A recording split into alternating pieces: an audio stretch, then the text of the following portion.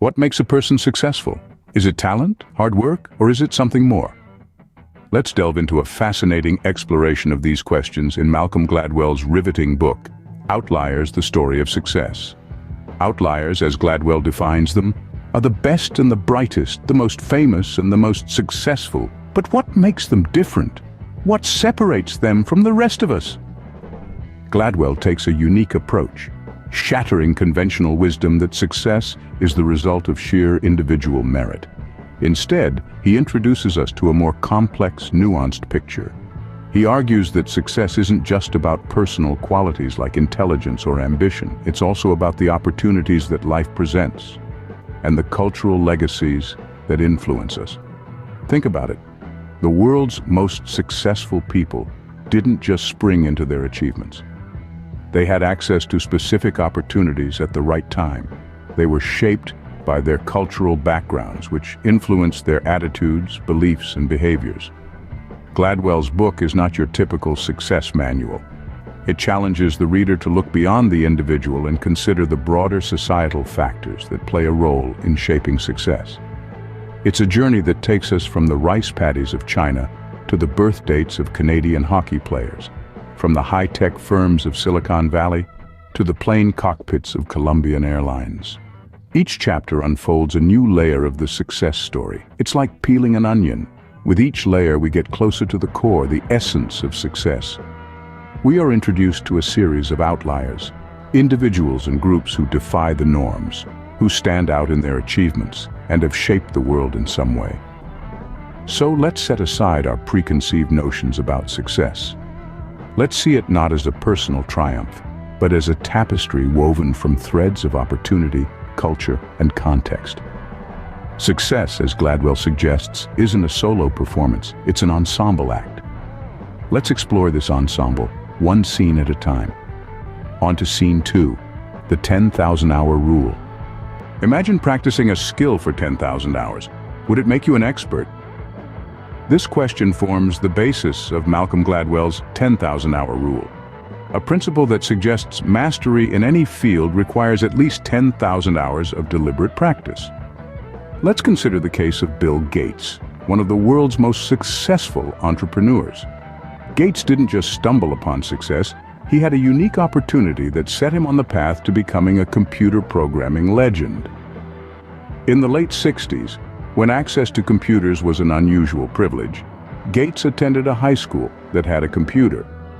This gave him the chance to start racking up programming hours when most of his peers could only dream of such an opportunity. By the time he co-founded Microsoft in 1975, Gates had already spent well over 10,000 hours honing his programming skills. Another striking example is the Beatles, one of the most successful music bands in history. Before they became international stars, the Beatles played over 1,200 concerts in Hamburg, Germany, between 1960 and 1964. This intense period of performing live music allowed them to accumulate a wealth of experience that contributed to their eventual success. By the time they burst onto the international scene, they had already surpassed the 10,000-hour mark of practice. But is it just about time? Gladwell argues it isn't. The 10,000-hour rule isn't just a measure of time spent practicing a skill, it's also about the quality of practice and the opportunities to apply that practice. For Gates, it was access to a rare computer at his high school. For the Beatles, it was the chance to play live music in Hamburg for hours on end. So, while 10,000 hours of practice might sound like a magic number, it's essential to remember that it's not just about putting in the hours. It's about the quality of that time, the opportunities to apply what you've learned, and the circumstances that allow for such dedicated practice. The 10,000-hour rule isn't just about time, it's about the right opportunities and time. Could the year you were born impact your chances of success? A seemingly innocent question, yet it holds a profound implication that forms the crux of Gladwell's power of context. This idea suggests that the time and place of our birth significantly impact our opportunities, nudging us towards unique paths in life. Let's delve into the fascinating world of Canadian hockey players. If you were to analyze the birthdays of these athletes, you'd notice a peculiar trend. A disproportionate number of them are born in the early months of the year. Why, you ask? The eligibility cutoff for age-class hockey is January 1st. Therefore, children born in the early part of the year are older, bigger, and stronger than their peers born later in the year. These slight advantages lead to more practice, better coaching, and ultimately, a higher chance of success. This principle doesn't just apply to hockey players, it extends to the technology industry as well. Consider the story of two iconic figures, Bill Gates and Steve Jobs. Both were born in 1955, a time when the personal computer revolution was just around the corner.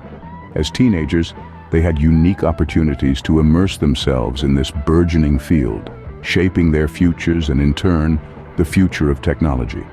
But it's not just about being in the right place at the right time, it's also about being the right age at the right time.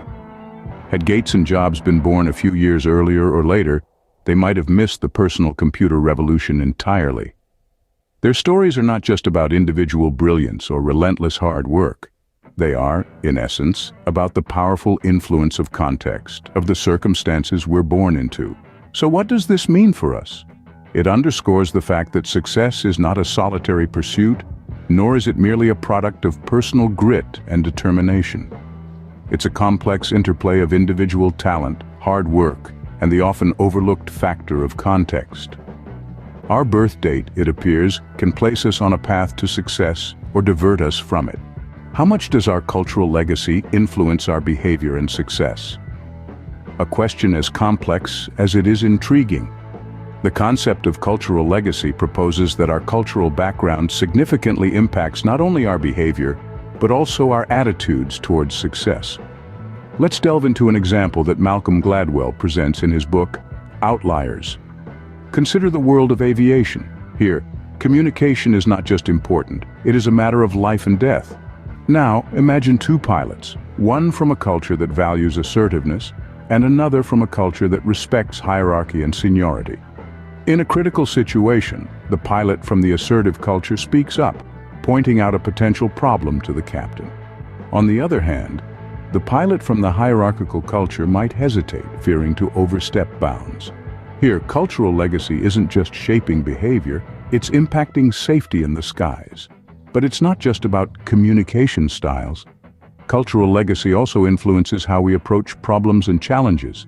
For instance, Gladwell talks about how rice farming in East Asia has developed a culture of hard work and perseverance. It's a culture that values meticulousness and attention to detail, traits that are then carried over into other aspects of life, such as education and business.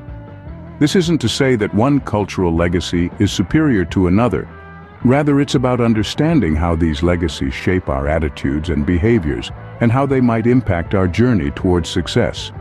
It's about appreciating the nuances that make us who we are, and how these aspects can be both an asset and a challenge.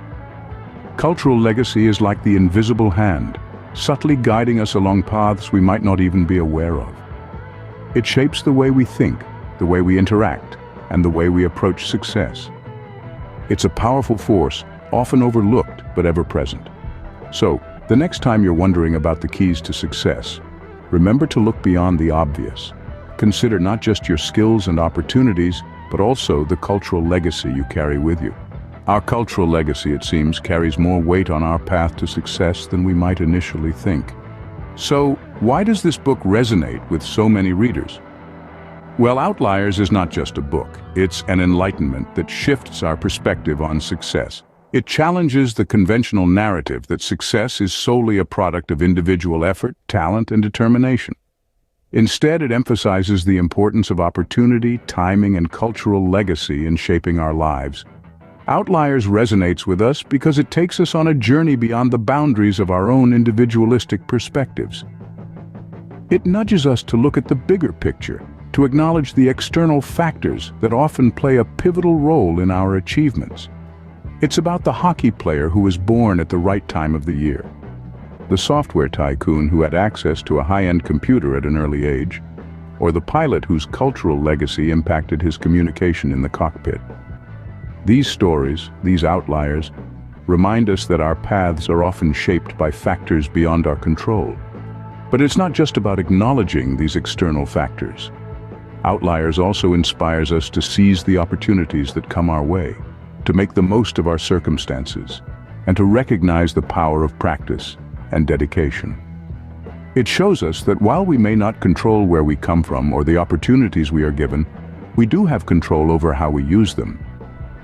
Moreover, Outliers encourages us to rethink societal structures and norms. It urges us to question whether we are providing equal opportunities for success and whether we are nurturing talent in the right way. It pushes us to challenge our own biases and assumptions about success. In essence, Outliers is a call to action. It's a plea to reconsider our understanding of success, to acknowledge the complex interplay of factors that contribute to it, and to strive for a more equitable society where success is not just for the outliers, but for all. Outliers remind us that success isn't just about the individual. It's about the collective experiences that shape our opportunities. It's about the story of success,